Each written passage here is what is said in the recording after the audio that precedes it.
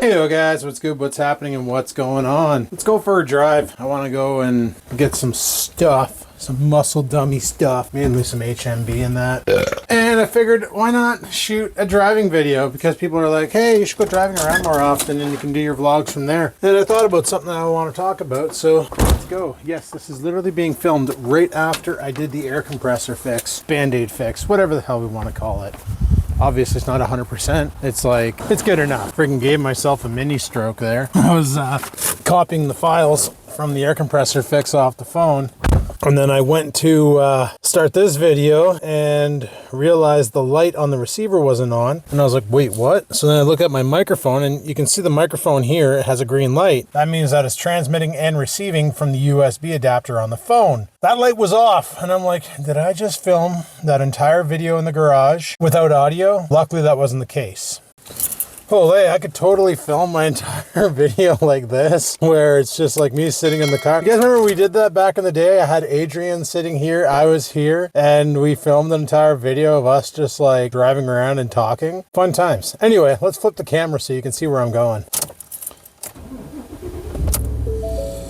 All right, let's skedaddle. Like, I just checked my tire pressure now, and I'm sitting at 34 on only tire that's low is the front passenger side tire, is sitting at 30 psi, and it was at 33 psi before in the warm weather. So I'm just gonna say it's due to the fact that it's currently 5 degrees Celsius outside, and well, it's almost nighttime because it's like 4 o'clock. But yeah, something I was thinking about was starting to do game series, but not on here. I was thinking about seeing if I can somehow bring back Skaven Games, the old gaming channel, maybe rebrand it or something. But the reason being is I do like playing video games, and I went through the comments on there, and a lot of people are like, bro, where are you? What's going on? So they don't even watch the main channel. All they care about is the gaming stuff, and that's what they're there for. And a lot of people have expressed that they would prefer that the gaming stuff stays off of the Skivens channel. Meanwhile, like I've said before, the Skivens channel is a Heinz 57 channel. I'll probably still do the live streaming on there just cause, you know. There was a wicked accident here the other day. I usually try to, when I'm gonna make this left turn, I try to get over as much as possible so that people can still pull up on the side, because this is a very narrow road. But yeah, they need to widen this so that we can fit 2 wide in here. But yeah, no, I was thinking about bringing back Skaven Games and doing some content on there. Some just, I don't know, find a game with a good storyline or something that I really like to play and just go with it. How was that? Oh great, it's freaking raining out. At this temperature, I won't be surprised if it turns into snow. Will not be surprised 1 freaking millisecond, boys. First I thought that car was backing up, but yeah, compressor's good to go. We're back in the game. We found the problem. I don't know, maybe that's some sort of a sensor or safety switch or something that was disengaging. I don't know. I don't know what its issue is. I went online, I tried to find a manual for it, couldn't find it. So figured, here we go. We'll just figure it out. We'll just take things apart and take a look at how things work and find the problem and come up with a solution. And the problem was that it has an internal breaker by the looks of it that keeps tripping. So we're good now. We can fill tires once again. So that's good. Because judging by the looks of it, I need to put some more air in my front driver's side tire. And definitely need to do that for the end of the month, because we got another camp for martial arts. We got the Southern camp down in Cambridge. So I'll be going to that there. That should be fun. There'll be a lot more people in the Sudbury camp, and we'll be able to learn some more strats and attacks. It'll be another what? I think we're training 9 to 6 on Saturday, and then 9 to 2 on Sunday. Friday there's no training because people got to get there, and people are coming in from all over. So, and people work like me. I work until 4, then I'm going to jump in the truck right afterwards, scoot down there. It's about a 4-hour drive. I get there by 8, have my hotel room ready, crash out early, get ready for Saturday to train. Saturday, get into the training seminar. Saturday night, have dinner. Sunday, train, and then jump in the truck and scoot back for Monday work. But yeah, I'm putting in all these extra hours with the martial arts because honestly, the more hours you put in, the better you get, the quicker you rank, and the quicker you rank, well, it's just really cool to say I'm a black belt in something. Right now I'm a blue belt, but it'd be really cool to say I'm a black belt. And apparently the next up is green and then brown and then black. So I'm only 3 ranks away from being black belt. And the problem with the black belt is I can't get it. Like, coach can't grade me to black. For me to be graded to black, I gotta go to Seneca, New York and grade there, which means I really need to get that passport resolved. But I discovered, at first I thought I had to go to Brampton for it. No, I can just take a day, drive to Sudbury and go to their Canada office and have it done there. And then walk in, walk out, passport ready to rock, done. You know? So I may have to take some time off and just go do that and get that said and done and out of the way, and that'd be pretty sweet. Because that also opens up other opportunities of like, oh, I want to do a trip somewhere. I want to go to Mexico. I want to go to wherever I want to go. And it's like, now I have a passport, so I can do this. I'm just going to throw my truck right here. And we're good. All right. I'll be right back. I'm going to go grab my shit, and I'll talk to you guys in a bit. That rhymed. Alrighty. They're changing their hours. They used to be open 8 a.m. to 8 p.m. on Saturdays and Sundays, but now they're going to change it to 10 to 8, on Saturdays and Sundays. But now they're going to change it to they're open at noon to 8. Oh, I just crushed someone's sandwich. I hate running over packages like that because there was a situation back in the day where kids were putting nails in like margarine containers and stuff like that, and then putting the lid back on and putting it on the road so people would run it over and it would just blow out your tire. So that's always fun, right? Getting a little pop tire. But yeah, so that's one thing I wanted to talk about was going to change it up and start doing Skaven games. Let's go take a rip down the waterfront and see what's going on. See if anybody's out fishing in the dark. It's starting to get dark there, so. But yeah, I got tomorrow off. Tomorrow's going to be November 11th, and I'm off. So that's kind of cool. A day off before Christmas. Speaking of Christmas, I'm still waiting for my brother to give me ideas what to get my niece and nephew for Christmas, because you know how kids are, eh? Kids, their tastes and their interests changes so often. It's like last year my nephew was big into Super Mario Brothers. Like, he loved Mario. Anything to do with Mario, he loved it. Can't even remember what I got him last year. It was something Mario related, and he was happy. He was like, he just loved it. But maybe this year he's into something different. Who knows? Who knows? And my niece, well, she's getting to that age where getting her a gift card means she can go shopping and buy her own whatever she wants. I know she was getting into pianos and stuff like that, but my parents already bought her a Casio or whatever. A Yamaha, I think it was, actually. One of those synthesizer piano organ things. Oh, look at that truck behind me. Sounds like it's about to fall apart. Now it's beside me. Sounds like a Ford with a bad cam phaser. But yeah, man, Christmas is coming. And I'm lucky though, because I don't really have to buy for many people. I know some people out there got tons of people to buy for, or they spoil their kids by getting them a bunch of presents.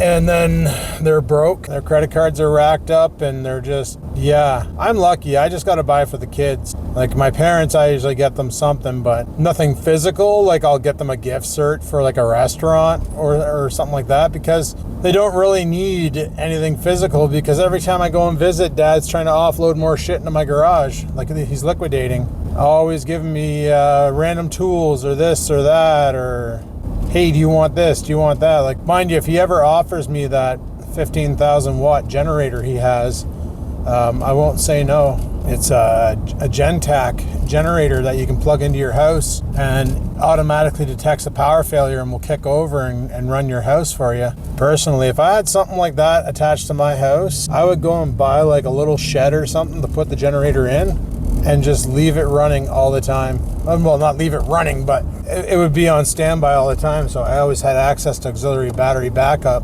if something were to happen. Now, if Elon Musk could ever bring his battery walls to Canada and make them affordable, then yeah, I would definitely put one of those in the house. I'd love to have like a secondary power option for when the grid goes down, because especially on the furnace in the winter. Like if the power fails, you're like, oh, but you're on natural gas. Yeah, but electricity still runs the blower. Like the furnace will kick over and create heat into the panels and such. Like it's basically, it heats up, it's like on a car, right? It heats up a bunch of fins, and then your air gets blown through it, and it's super heated, and then it comes out the vent. So you still need electricity to run the fan or the blower or whatever you want to call it.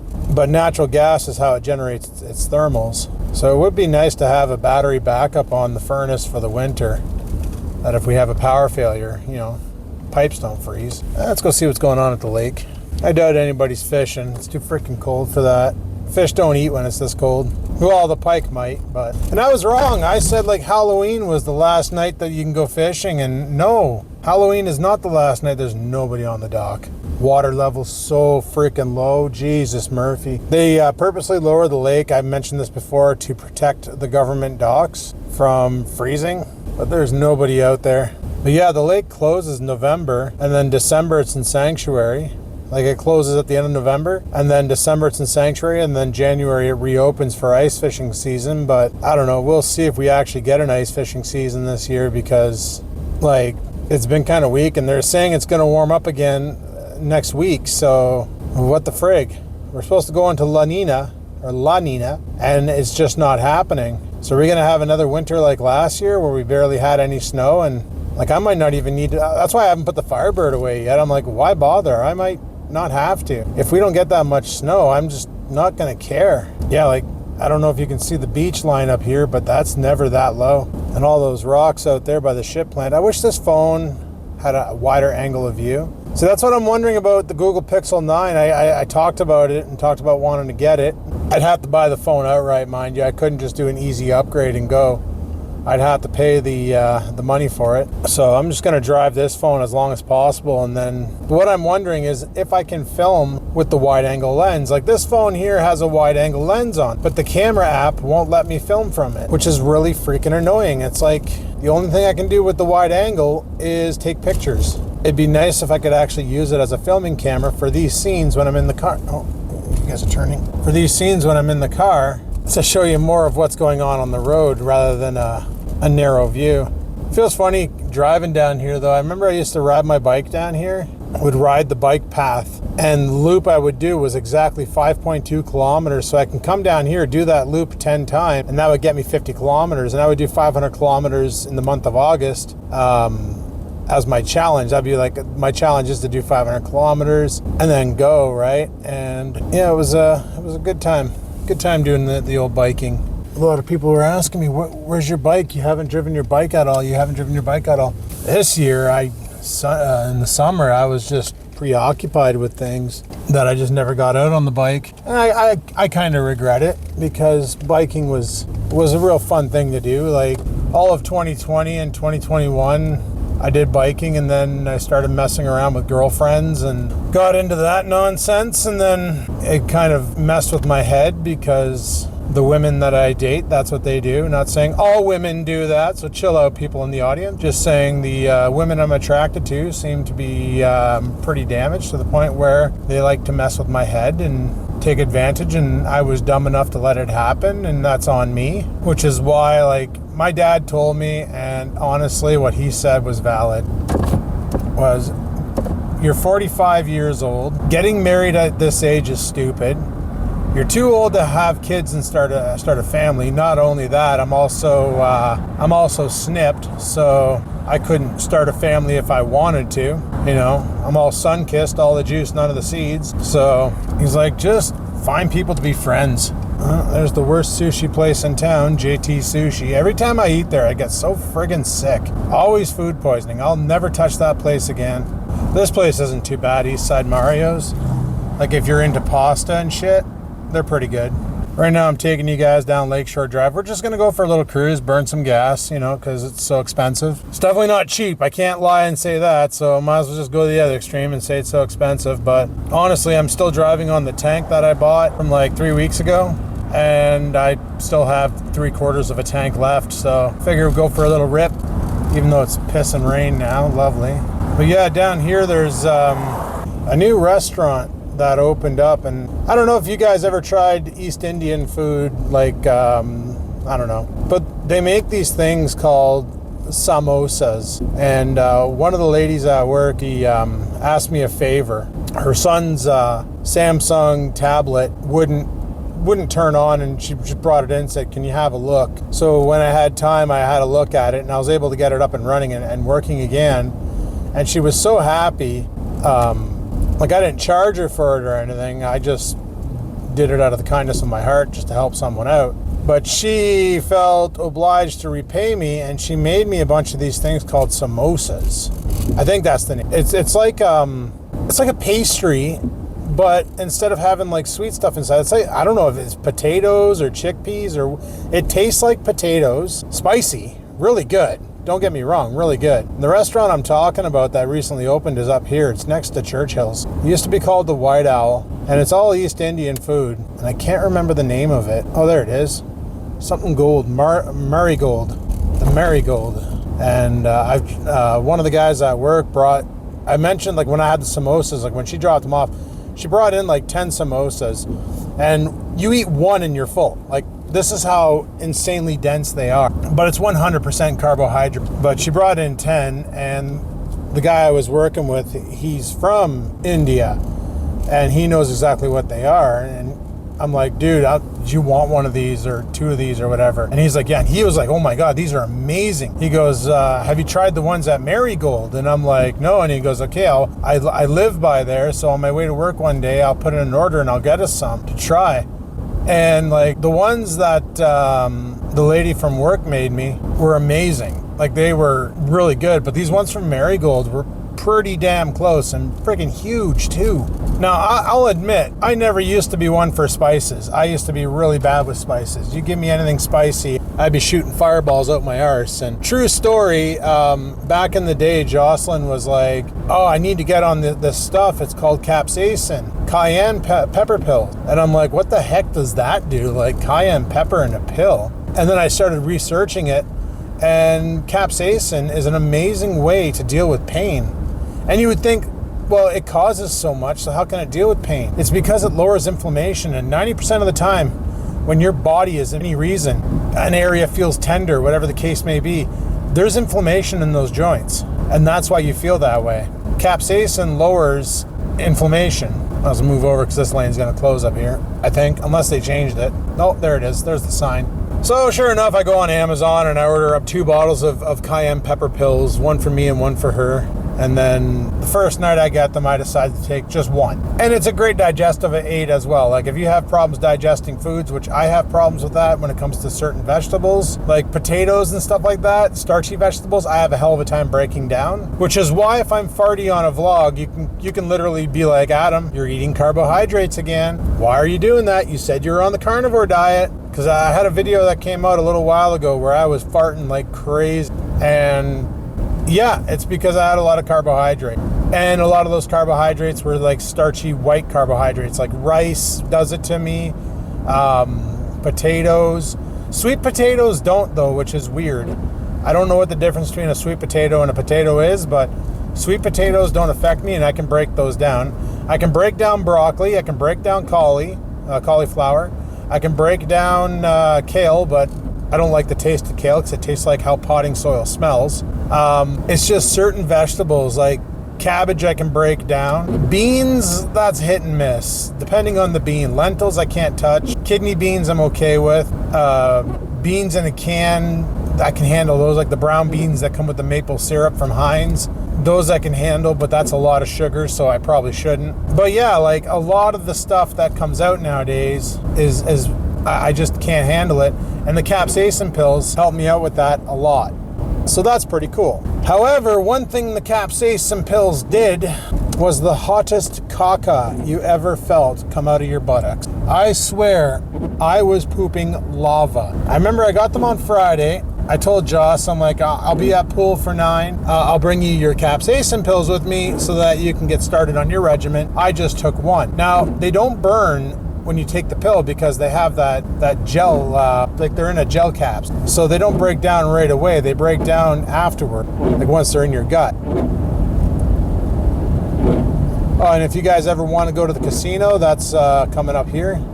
North Bay has a casino. I've never been in the casino myself. I don't believe in gambling because the only winner is the casino. I know people who have won here, but you know, when they win $1,000, they end up spending like $10,000. So are they really up? I don't believe in gambling. I don't even buy lottery tickets. I believe in working for my money. Sometimes I buy lottery tickets, but it's not one of those things where I'm like, oh, it's Tuesday, I better go to the store and buy my Lotto 649 or my Lotto Max or whatever. I just never bother. I didn't mind going to bingo back in the day, except for the fact that, holy shit, is that ever fast-paced? But anyway, back on the topic of the capsaicin pills. So sure enough, I tell Joss I'll be there at 9 o'clock at Partners for a pool, and 9 o'clock rolls around, and I told her, I'm like, I'm gonna be later, like I'm dying. She's like, what? And I'm like, hot caca. Like, I am farting fireballs right now. This is bad. But then I just kept taking them. Like, the next day I took one, then I took another one, then I took another one. And then gradually I was up to 2 a day, 3 a day, 4 a day. And it got to the point where, like, I was now able to eat spicy. Like, I'll go out, like, when we were in Sudbury coming back from martial arts, Derek and I went to this place called, oh, shit. Forgot. It's a shawarma shop. I can't remember the name. Like, oh, man. Osmos shawarma or something like that. Shawarma Osmos. So we went there and got some shawarma, and then Buddy was like, how do you want it? And I said hot, and he's like, ooh, I don't know. And I'm like, yeah, just hot. And it was good. Like, it didn't give me fireballs out the arse. Like, I'm able to handle hot things. Like, even at work, one of the business groups was like, they did this hot ones challenge, I think it's called. It's like some hot sauce you can get from the As Seen on TV store. It's called Hot One, and it was a charity thing, so you pay $10, you get 8 wings, and then you have to last 5 minutes before they gave you a glass of milk, and it was all for bragging rights. There was no prizes, there was nothing involved. It was just, you got 8 wings for $10. And then all the money donated, because they got the wings donated from a farm out in Verner, and the sauce was donated because it was all for a charity event. So I did it. And honestly, that sauce, it's more painful than it is flavorful. Like, my mouth was on fire. I was fine. My heart rate went up to $140, which was kind of neat. And I was sweating bucket, but I didn't die from it. It wasn't that bad of a sauce. And this is all because of those capsaicin pills. Like, prior to me being on those, there is no way in hell that I wouldn't have been able to do that Hot Ones challenge and survived. If you're wondering where we're going, we're taking the Corbeil Corners route.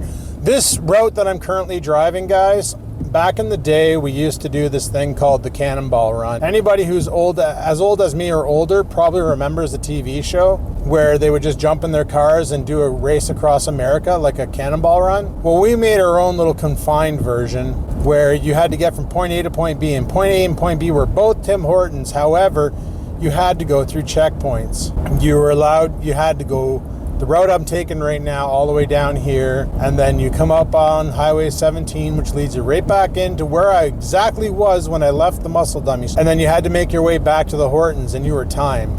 And to keep people from cheating, we'd have scouts. They would report back through text message when the car would pass certain checkpoints. And one of the checkpoints is coming up here. It's the, I want to say it's the old school, but I don't think it's a school anymore. I'm pretty sure it's a war memorial now. But yeah, we used to do this back in the day. So I'd have the Firebird. Joe would have his Mustang, his 1994. No, I think his is a 91 Mustang GT with the 302 in it, the old Yodi. And my buddy Bernie had his Volkswagen Golf. Todd had his Neon. Jamie had his Honda Civic. We'd all have different styles of cars from different generations. Like, even back then, like on certain days, I'd bring the Focus out and Cannonball run it. Like, the Focus was kind of it didn't have the Z-Tech engine. It had the, what the hell engine was that called? The 2-liter twin port injection. So it had like dual intakes, and the secondary intake would open up at certain throttles to allow more air in. But there was a modification you could do to keep that intake open at all times, and it actually increased. I remember when Bernie got his Z-Tech He ended up scrapping the Golf because the subframe failed on it. Car wasn't worth putting a new subframe on it. It was beaten to hell. So he's like, you know what? He went out and bought a 2003 ZX3 Ford Focus because he liked my Focus. I had the sedan. He had the hatchback, two-door hatchback. Now, mine with the 2.0 from the Escort. This is the same 2.0 they're putting in the Escorts out in Europe and like in the UK and that. It was only 115 horse at 120 foot-pounds of torque, where the ZX3 came with the Z-Tech, which was 132 horse, 135 foot-pounds of torque. However, I did some mods to mine that you couldn't tell by looking at it. The only mod you could really tell that was there was the cold air intake, which put the cone into the bottom of the bumper away from the engine so it could suck up fresh cold air from the road.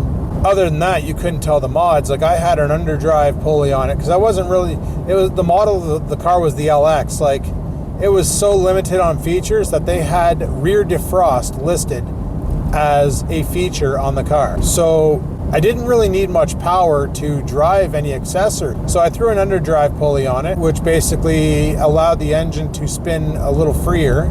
Less turning mass equals more power sent out. I did the mod so that it keeps the airbox open so that both intakes are running in sync versus the secondary only opening partially at wide open throttle. Now they both open up incredibly, allowing the fuel system to really dump the gas. Now that really killed the car's fuel economy when you were like matting the throttle, but the power was there. And then I put lighter rims on it.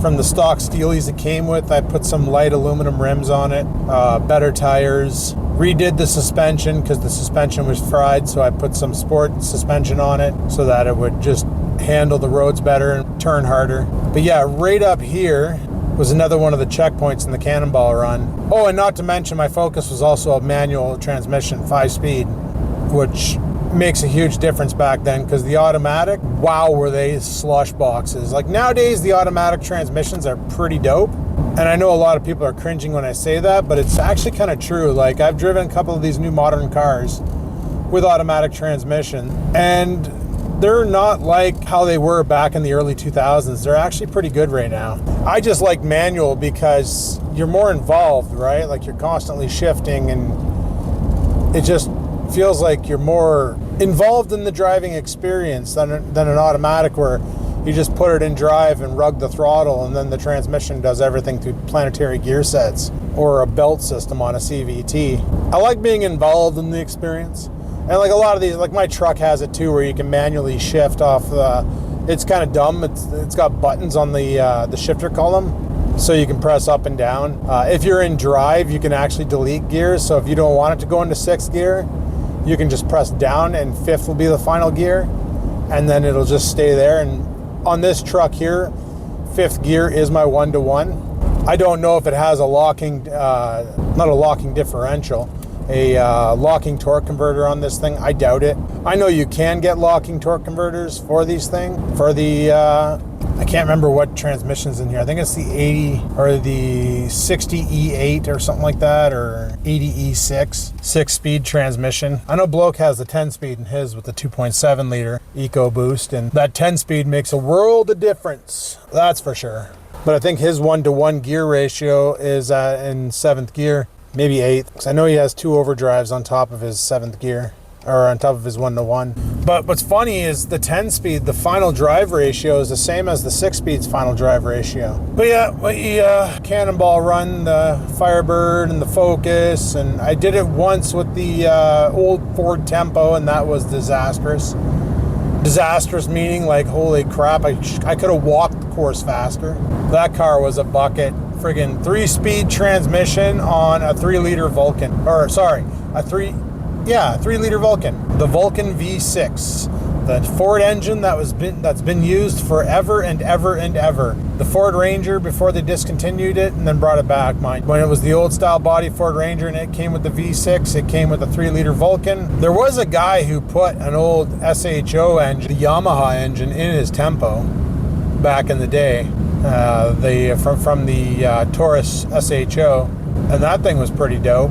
But yeah, Ford Tempos are I know so many people who owned a Tempo. That was like the car from my era that everybody owned one. Like even my buddy, like I bought mine, my buddy got his, my buddy Jean had one, my buddy Andre had one. Like we all had Ford Tempos. We'd all bomb around in them. The trunks were great because they were massive. You could put a great big stupid stereo back there. Problem is because it was a Ford Tempo, you'd be bumping that bass and all you'd hear is brack, brack, brack outside the car as the metal's literally folding in on itself. Good times. But that's the funny thing is my first car I ever purchased was the Pontiac Trans Am sitting in my driveway. But I couldn't drive it in the winter because I was told you don't, and I understand why. Theoretically, you can drive anything you want in the winter. It's not going to last with all the shit they put on the roads, with all the salt, that other stuff they spray down, and you know, you're going to rot the undercarriage on it, or the subframe, or the frame itself super freaking quick. So your best bet is to get a winter beater, and that's where the Ford Tempo came in. It was like my winter car. And I bought that thing cheap. I bought that off my buddy's grandparents. And at the time, it had like 34,000 kilometers because they literally only drove it on Sunday to go to, at the time, Food City, which was where Sobeys is now up on Algonquin. But they would go to Food City, do their groceries, go home and park it back in the garage. The car sat in the garage from 92 until I bought it in 2003. And the only time it got out was to go to the grocery store and get maybe the odd drive here or there to pick something else up. But they barely drove anywhere. That car had no miles on it. And then I got it, and I drove it, and I got it up to about 45,000 kilometers. But I was sick and tired of putting money into it because holy shit, Ford Tempos were designed to put mechanics in major monetary gain. Because everything would break on that car. The suspension broke, the starting solenoid. That's where I started learning about cars, was that car. I changed out my own starting solenoid, and I had no idea what I was doing. And we didn't have YouTube back then. All I had was the Haynes coloring book from Canadian Tire, which basically had black and white pictures showing how to do things. And I followed that along, and I was able to do a lot. But then, like, the fuel lines rotted out on it. That I couldn't do because I didn't know the process. Luckily, my neighbor, being a backyard mechanic, he just jumped on it and he did it for me, and I just paid him. And then, oh God, so much shit went on that car. Thermostat went, I figured out how to change that and did that myself. I used to change the oil on it myself. Used to do as much as I possibly could to fix things. I remember my buddy Andre's Tempo though, like he went to go do spark plugs and one broke off in the chamber, and I was able to get it out by using a unconventional way that made a few mechanics kind of grimace. I used Z-out, you know those bits, they're tapped the wrong way so that when you screw them in, it locks in place. It forces it to unscrew, like it forces whatever's stuck in there to unscrew. Well, I used one of those to get the spark plug out, and it worked. Now, mind you, there was some ceramic shit that went down into the spark plug hole, but, you know, once we got the new plugs in and fired it up, it just blew it out the exhaust system and probably impacted the piston and other things, but it wasn't my car. I didn't give a shit. But yeah, back in the day, man, all these car stories, all this stupid shit we used to do. Like, we used to go to Tim Hortons. Like, every night I'd get off work at midnight from the old help desk, the old call center, as some people call it. And then I would get off work and I would go down to Tim Hortons and meet up with the guys. You know, we were always up to hijinks down there. How we didn't get kicked off the property, I don't know. Like, there was a time when the one kid, we called him Burnout, because he couldn't drive his car without doing a burnout in it. He did smoke dope, but he also had to do a burnout whenever he got into his car. Like, he couldn't just launch it carefully. He had to squeal the tires. Well, he decides to go inside of Tim Hortons and grab two of these old classic metal trays they have, or had. Like when you ordered soup and sandwich, they gave it to you on a metal tray so you can carry it to your table. So he grabs two of these freaking metal trays, brings them outside, puts them underneath the rear wheels of his Honda Civic hatchback, cranks the e-brake on so that the back tires won't spin and will hold onto the metal thing, and he starts straight up drifting the parking lot with these metal trays, sending sparks and shit flying everywhere. Dude, it was hilarious. But you think about it and you're like, yeah, it was funny as hell, but he just destroyed 2 stainless steel trays that they have to replace. And yet we were still allowed to go back to this place. You know, we did it with plastic trays. We've done stereo installs in the Tim Hortons parking lot, oil changes in the Tim Hortons parking lot. One guy completely redid his freaking bearings in the parking lot with a portable press made out of a bottle jack that he had in his trunk. He just pressed the bearings out of the hub, pressed the new bearings in, and then reinstalled the hub, and he was good to go. Like, that's back before. Nowadays, it's like, oh, your hub bearings are gone. You got to replace the entire unit. You can't replace the bearings because they don't make those parts for it anymore. So dumb. But yeah, I was tempted to go over to Independent and get chicken wings for supper. But then I'm like, I just bought a whole bunch of meat yesterday. I need to start eating that. Stop wasting money on groceries when I got a whole bunch of groceries at home. But yeah, fun times. So I figured, you know, a lot of people were like, hey, you should drive around North Bay and show us the scenes. Well, guys, I just took you on the Cannonball run. Don't you love it when you're trying to get over a lane and buddy beside you knows you're trying to get over a lane, but he speeds up and just stays on your wings, and then you got to do like speed up and break the speed limit just to get in front of them. And when you slow down, they slow down too. It's like they just don't want to let you in. It's probably the reason why games like Carmageddon exist. But yeah, I'm gonna head her home now. We got our muscle dummy stuff and we are good to go. So it's currently 5:13. I'm getting kind of hungry, which is why I was looking at an Independent and going, I should stop in there and grab some chicken wings. Nope, we don't need to do that. And I don't need my wipers on anymore because it stopped raining. But yeah, I'll take you guys on some rips, show you different sceneries and stuff. And, you know, I live here. I've seen it all, but I got to realize that a lot of you guys don't live here and haven't seen this place. You've only seen the little bit that I've shown you, and that's like the drive to the places that I go a lot. You know, we can go up Airport Hill and go take a look up there. I just can't go on the military base because, holy, the military police are nuts.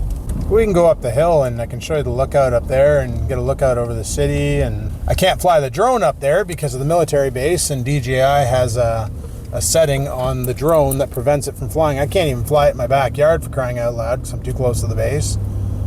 Well, I can, but I got to agree to a bunch of shit, and it locks the height, so I can't go any higher than 20 feet in the air, and it's kind of pointless. Which, it'd be awesome if I could fly it from the lookout, but I can't. But if I could, because the lookout up there is really good. Like, it looks over the city, and at night it looks dope because you can see all the lights down below, and you can see the lake and all that. But yeah, one day we'll go take a peek up there, and I'll show you guys what's going on. And chances are we'll go up there and there'll be a bunch of people in cars doing the nasty, because that's what they do. They go up there and they just bump uglies. So might have to move the channel to Triple X Tube or whatever those sites are called nowadays. The old hub, you know what I'm saying? Anyway, guys, hopefully you enjoyed my little driving around, wasting some gas, showing you a little bit of the sights and showing you the Cannonball run and talking about all the hijinks we used to get up to back in the day and all that other fun stuff. And yeah, hopefully you enjoyed it. If you did, click that like button. Any questions, comments, concerns, down below they go. And until next time, guys, live it to win it, and peace the frig out.